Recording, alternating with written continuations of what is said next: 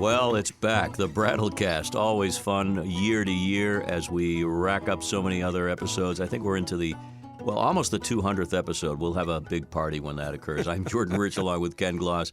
So many exciting and interesting things to talk about, Ken. And I thought since you brought it up when we came into the studio today, you could share with us what it's like when somebody walks in, I'm granted with an appointment, walks in with books under his or her arm and what sometimes might entail. Well, actually, this just as I was coming here, I had a man, and I think he said he got in touch with us about 6 or 8 months ago, and I talked with him a little. But anytime someone just calls you up and say they have rare books, you sort of go, well, maybe they do, maybe they don't, maybe they'll show up, maybe they won't. He called 2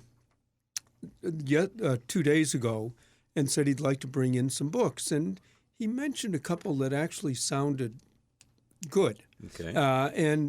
But they also depend very much on what the condition is, how they are. And he said his aunt had died in the Boston area, and he was inheriting them, and he lived in the Midwest, and he wanted to bring them home, but he wasn't sure what his family was going to do with them. Now, one of the things the first thing that comes to my mind is, what are these books? And I love seeing them. The second thing is that he wanted to get prices for insurance. But I don't like doing formal appraisals for people where I'm being paid. And not that I can't do them, not that they're not that hard to do, at least unless you get the IRS involved. That's another whole story. But if you do a paid appraisal for somebody, you really shouldn't be the one buying the books. And what I explained to him is we make our money buying and selling books, not charging, a little for the appraisal. So it would be considered sort of a conflict of interest. No, it would be considered a definite conflict of interest. Okay, not sort of, but definitely. Gotcha. Definitely. Okay. So what we do in that case a lot of times is we'll look at the books and we'll verbally say, if you're doing it for insurance, it should be this price, that price, whatever. We'll even sometimes write it up as sort of a semi-offer and say, look, if you want to use that, they'll accept it, that's fine. But we don't want to get paid for it because we don't want the formal detail that they've paid us to do. We want to keep it separate. And I tell people the reason we want it separate right from the start is we don't want that conflict of interest. If we buy it, we want to feel free. And if they need a very formal written appraisal, I'll recommend somebody for them. But he came in with his lawyer today, and I was out in the morning, and the store manager was in when he got in, and I went upstairs and apologized that I got tied up for about 15 minutes later. And I walk in, and there were 2 books on the table. They're both about this size. Huge. Big books. One is a thing called the Nuremberg Chronicle, printed in 1492. It's a big, thick book with probably one of the first books ever done with illustrations. It was in a newer binding. About the newer means 100, 150-year-old binding, yes. Not a 400-year-old binding or 500 years old. And what the first thing the manager was doing was going through it page by page. And next to it was sitting a book almost the same size, but done in the 1890s, called the Kelmscott Chaucer. And that's one of the best editions ever done of Chaucer by a man named William Morris. And he was a very great designer, a great book. This was his keystone book. Beautiful. Well, each one of those is worth $50,000 to $100,000. Let me ask you a question, because my eyes are popping open on that. But when you started chatting with me today, we talked about the fact that you got a call from somebody, and that person may have mentioned some titles. Obviously, off the top of your head, when you mention a title and an author and a date, that there's something there.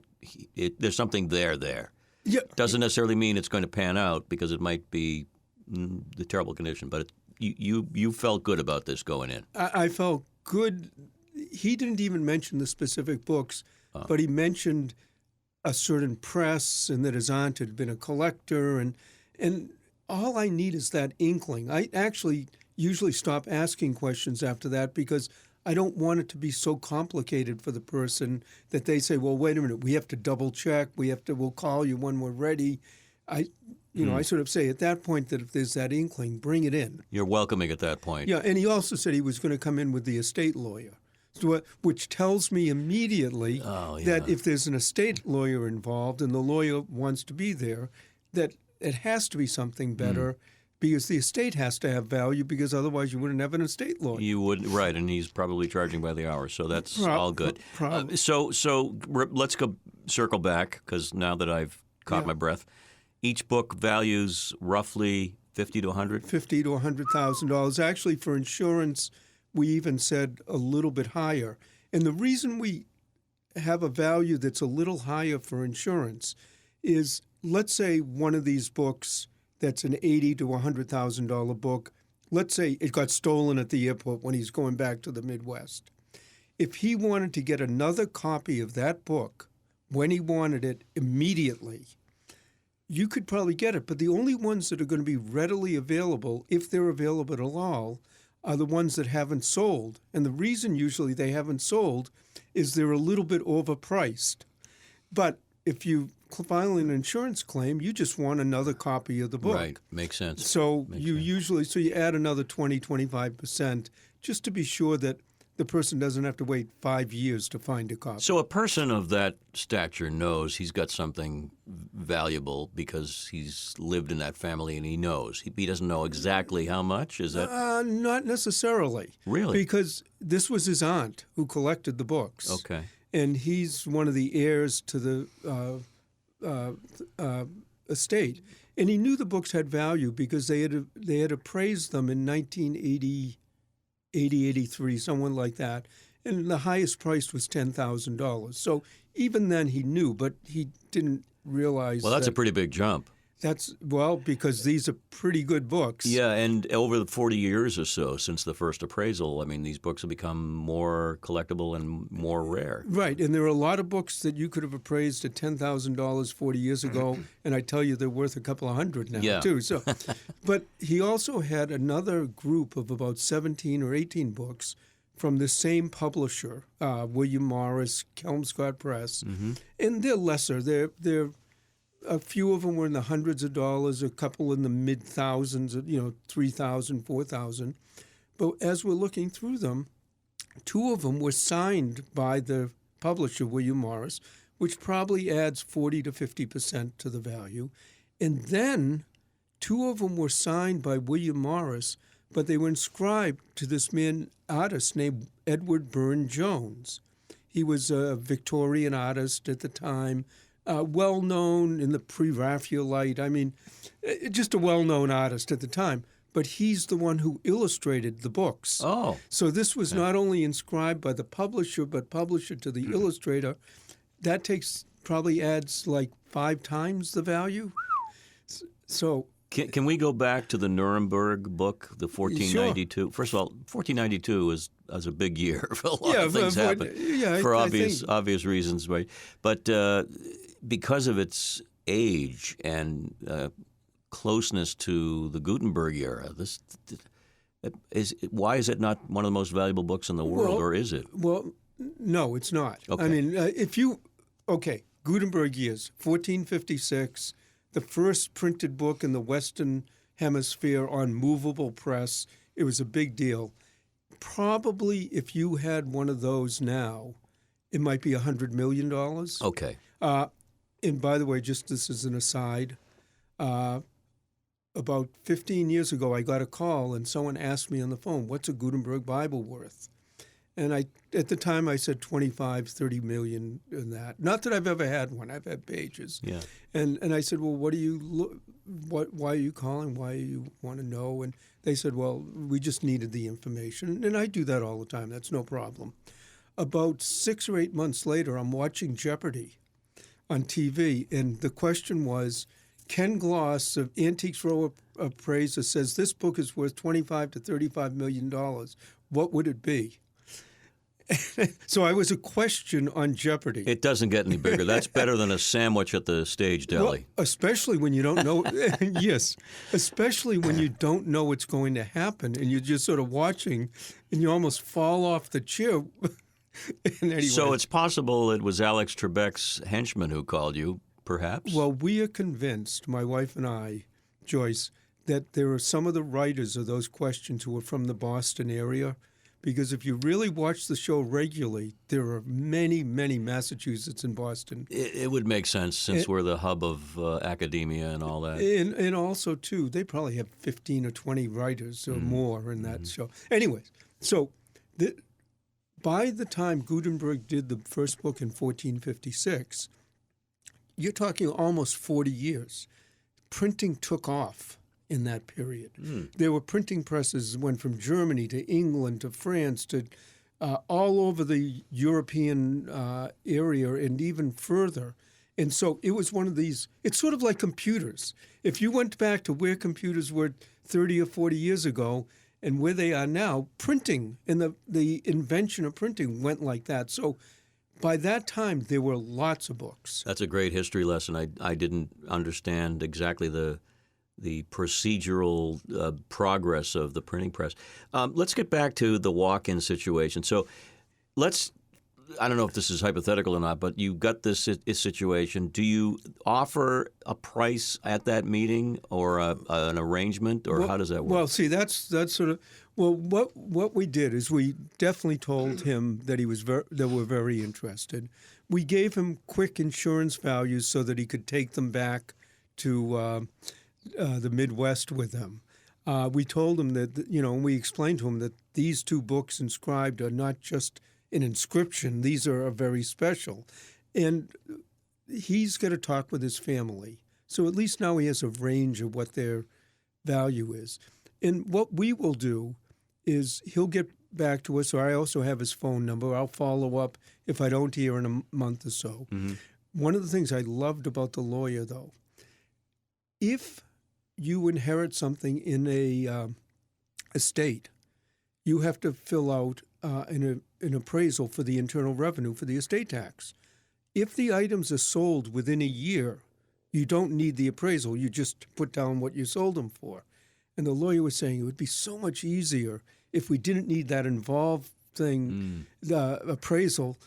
It might be the best idea to just sell them within the year, which is...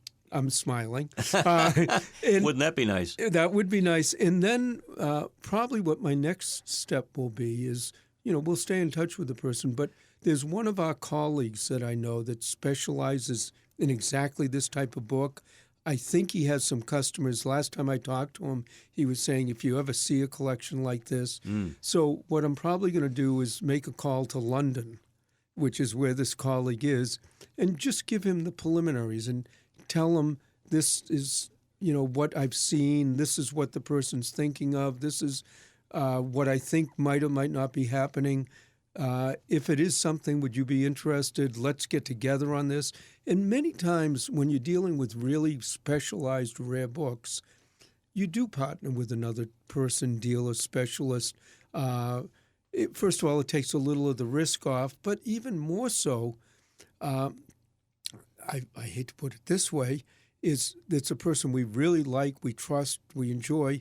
And I would almost guarantee you that if we weren't involved, somehow he would hear about this collection and then be in it. So I'd rather call him at the beginning and work with who I think is the best in it than to have someone else call him. You've got a worldwide network, but it's a small network when you think about it of people who know this stuff inside out as you do. Exactly. And it's also the language of it. I mean, right. When I talk to you or I talk on the podcast, I advise anyone listening, look up William Morris, look up the Kelmscott Press. You'll see images. You'll see all sorts of descriptions of who he was and what he did. And it's fascinating. But when you talk to someone who knows it, they know all the vocabulary. So, I can say it's in a 19th century binding with this type of work done by this binder, and there's no explanation needed. He goes, oh, okay. And knowing this colleague of mine, if someone had to go to the Midwest, he'd either tell me to go, or more likely he'd say, hey, that's a good excuse to come to the United States and do a trip, and let's see if it works out. And that's always the hard part, because no matter how far you get into something like this, you start salivating and saying, I'd love to have this. We have customers. It would just be to say that we owned one of these, or we held them, and we had some special copies. But until you've actually written the check, have the books in your hand, they're your books, something can always interrupt. Excuse me, I've got a follow-up question that may seem a little mundane, but not to you, I'm sure. How was he transporting these very valuable books? Was he protecting them appropriately? He had them in his luggage. Okay. And he's probably going to put them in baggage on the plane. So does that make you wince a little bit? Well, I totally understand why he wants insurance. Yes. You do a little, but I think he'll be fine. He's going to come back in a day or so. He wanted to show us a few things. I actually, since you mentioned that, I might advise renting a car. But even when you rent a car on a trip that long, you've got to stop at a motel, hotel. Well, I'm always reminded of the famous stories of this struggling musician who has a very valuable violin, leaves it in the back of a cab, and then the cab takes off. That would drive me crazy if I had a valuable item of that nature. Well, there's one thing, though, that he did ask, because we were talking about if they got stolen or so on. I said, I look at that book. There's a small number of people out there who would buy that book, and a small number of dealers who would deal with that kind of thing. Anybody stole the book and tried to sell it, it would almost instantly, everybody would know about it, and it really wouldn't get anywhere anyway. It's like a piece of very expensive art that has no market because it's so well known. Talk to the Gardner Museum. Exactly. Well, that's not a typical every day of the week kind of walk-in, but boy, is that exciting when it happens. We'll follow up maybe at some point. I hope with a thumbs-up follow-up. He's Ken Gloss, of course, from the Brattle Bookshop in Boston, a historic site, a great place to visit, and we do invite you to continue to listen to these podcasts and go back into the archives. There's a story for just about everybody and more to come. Thank you, Ken. We'll see you next time. Well, thank you. I love doing it.